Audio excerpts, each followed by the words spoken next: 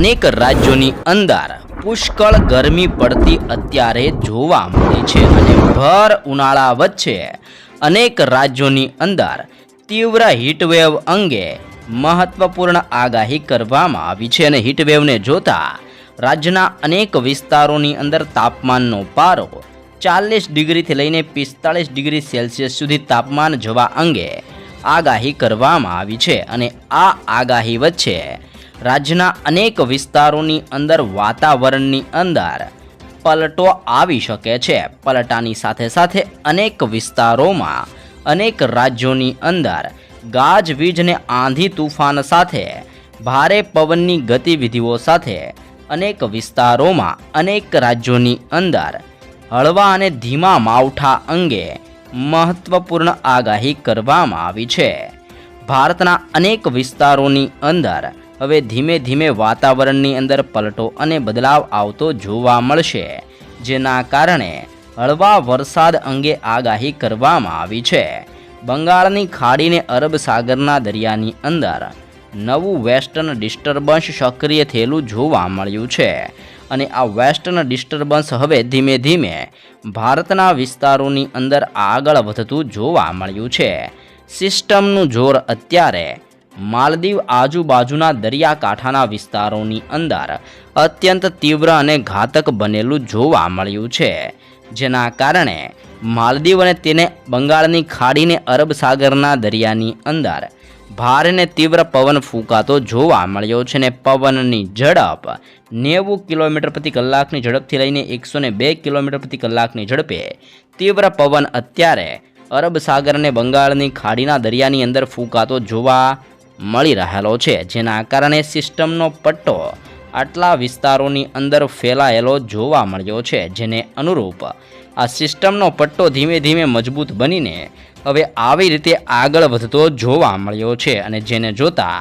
ભારતના અનેક વિસ્તારોની અંદર વાતાવરણની અંદર પલટો નોંધાઈ રહ્યો છે, જેમાં ઢાકા, ધાનબડ, ભુવનેશ્વર, વિશાખાપટ્ટનમનો વિસ્તાર, હૈદરાબાદ, બેંગલવી, મુંબઈ, નાગપુર અને ગુજરાતના વાતાવરણની અંદર પણ પલટો આવી શકે છે. અત્યારે સિસ્ટમનું ભારે જોર અને દબાણ નાગપુર આજુબાજુના વિસ્તારોમાં અત્યંત ઘાતક સ્વરૂપની અંદર ફેલાયેલું જોવા મળ્યું છે, જેના કારણે આલોક આજુબાજુના વિસ્તારોની અંદર ભર ઉનાળે તીવ્ર વરસાદ પડવાને લઈને રેડ એલર્ટ પણ દર્શાવવામાં આવ્યું છે અને સિસ્ટમનું કેન્દ્ર બિંદુ અત્યારે નાગપુર આજુબાજુના વિસ્તારોમાં અત્યંત ભયંકર સ્વરૂપની અંદર ફેલાતું જોવા મળ્યું છે, જેના કારણે ગુજરાતની અંદર ભર ઉનાળા દરમિયાન ગરમી વચ્ચે અને બફારા વચ્ચે ધીમું ને હળવું માવઠું પડી શકે છે, જેવી પણ આગાહી કરવામાં આવી છે. ગુજરાત રાજ્યની અંદર અનેક વિસ્તારોની અંદર વાતાવરણની અંદર હવે પલટો નોંધાઈ શકે છે. પલટાની સાથે ગુજરાતની અંદર વાદળ છવાયું વાતાવરણ પણ જોવા મળી શકે છે. ધીમે ધીમે ગુજરાતના અનેક જિલ્લાઓમાં પલટો આવતો જોવા મળવાનો છે. પલટાની સાથે ગુજરાતની અંદર હવે ગરમીના પ્રમાણની અંદર પણ ઘટાડો જોવા મળી શકે છે અને જેની સાથે ઝાપટા સ્વરૂપીય વરસાદી માહોલ અંગે ગુજરાતમાં આગાહી કરવામાં આવી છે અને વાદળ છવાયું વાતાવરણ જોવા મળવાનું છે. આ સિસ્ટમ ધાનબડ, ભુવનેશ્વરના વિસ્તારોથી અત્યારે આગળ વધીને નાગપુર આજુબાજુના વિસ્તારો સુધી આવેલી જોવા મળી છે અને નાગપુરથી આ સિસ્ટમ ધીમે ધીમે હવે ગુજરાતના વિસ્તારોની અંદર આગળ વધતી દર્શાવવામાં આવી રહી છે, જેના કારણે આજે ગુજરાતની અંદર વાદળ છવાયું વાતાવરણ જોવા મળી શકે છે, જેના કારણે ટેમ્પરેચર 30 ડિગ્રીથી લઈને 35 ડિગ્રી સેલ્સિયસ જેટલું પણ ગુજરાતની અંદર અત્યારે ટેમ્પરેચર જોવા મળી શકે છે. સાથે સાથે રાજ્યના અનેક વિસ્તારોની અંદર વાતાવરણની અંદર પલટો નોંધાઈ શકે છે અને ગુજરાતના દરિયા કિનારાના વિસ્તારોની અંદર પવનની ઝડપ પણ 30 કિલોમીટર પ્રતિ કલાકની ઝડપથી લઈને 35 કિલોમીટર પ્રતિ કલાકની ઝડપે ગુજરાતના દરિયાકાંઠાના વિસ્તારોની અંદર પવન ફૂંકાતો પણ જોવા મળશે. સાથે જ જિલ્લાઓ પ્રમાણે વિસ્તૃત માહિતી મેળવીએ તો સૌરાષ્ટ્રના દરિયાકાંઠાના વિસ્તારોની અંદર આંધી તુફાન સાથે કરા પણ પડી શકે છે. સાથે જ દેવભૂમિ દ્વારકાનો વિસ્તાર, જામનગરનો વિસ્તાર, મોરબી, સુરેન્દ્રનગર, ભાવનગર, અમરેલી, ગીર સોમનાથ, જૂનાગઢ, પોરબંદર, બોટાદ અને રાજકોટના વિસ્તારોની અંદર ગરમી અને બફારાના પ્રમાણની સાથે વાદળ છવાયું વાતાવરણ સર્જાતું જોવા મળી શકે છે અને ટેમ્પરેચર મહત્તમ ટેમ્પરેચર 26 ડિગ્રી સેલ્સિયસ જેટલું સૌરાષ્ટ્રના વિસ્તારોની અંદર નોંધાઈ શકે છે જેવી પણ આગાહી કરવામાં આવી છે. તો કચ્છના વિસ્તારોની અંદર પણ વાતાવરણની અંદર અત્યારે પલટો નોંધાતો જોવા મળ્યો છે અને જેને અનુરૂપ ખાવડ, ગાંધીધામ અને નળિયા વિસ્તારોની અંદર